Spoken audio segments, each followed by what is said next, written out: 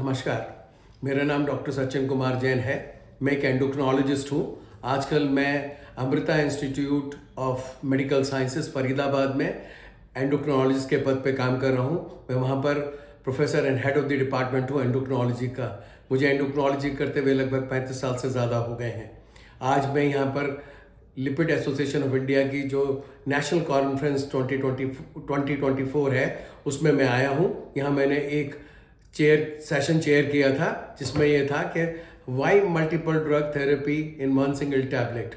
इसमें यह कहना है कि डायबिटीज़ जो एक बीमारी है वो एक क्रॉनिक बीमारी है। इसके पैथोलॉजिक मैकेनिज्म बहुत सारे से हैं और कोई एक दवाई सिर्फ एक ही चीज़ को अटेंड करती है over a period of time. क्योंकि डायबिटीज़ एक प्रोग्रेसिव डिसीज़ है, दवाई की मात्रा या डिफरेंट दवाइयों की ज़रूरत पड़ती चली जाती है और मरीज़ को और भी कई बीमारियां होती हैं। तो अगर हम ये देखें तो मरीज़ को बहुत सारी सी गोलियां खानी पड़ती हैं। सो अब धीरे धीरे ये रियलाइज़ किया गया कि हम मरीजों की गोली की संख्या को कैसे से कम करें। तो उसमें यह है कि एक ही गोली के अंदर अगर हम कई दवाइयाँ दें जिनके एक्ट करने का तरीका डिफरेंट हो, जिनकी मैकेनिज्म अलग हो, जिनमें टॉक्सिसिटी ऐड ना होती हो, तो उससे एक सबसे बड़ा फ़ायदा ये होता है कि मरीज़ को कम गोलियां खाने पर भी पूरी दवाई मिल जाती है जो कि उस समय की उसकी ज़रूरत होती है।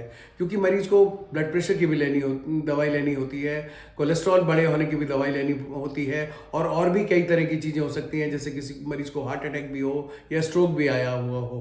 तो इस चीज़ को रोकने के लिए, दवाई की संख्याओं को कम करने के लिए हम एक ही गोली के अंदर कई सारी दवाई मिला देते हैं।